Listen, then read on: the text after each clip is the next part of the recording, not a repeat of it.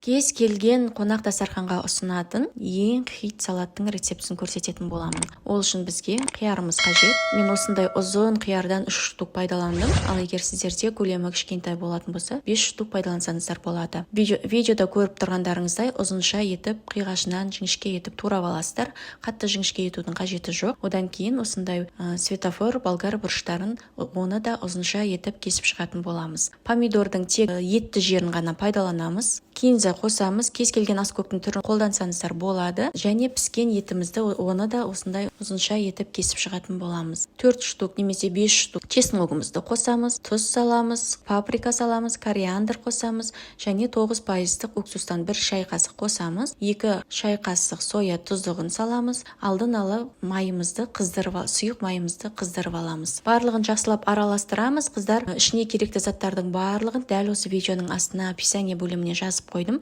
Сол жаққа өтіп қарап алсаңыздар болады. Және міндетті түрде менің парақшама тіркеліп алыңыздар. Оңай жасалатын салаттардың, пирогтардың рецептін сіздерге ұсынып отырамын. Мен сізді өзімнің каналымнан көргім келеді. Сол үшін тіркелуді ұмытпаңыз. Жасап көріңіз, ас болсын.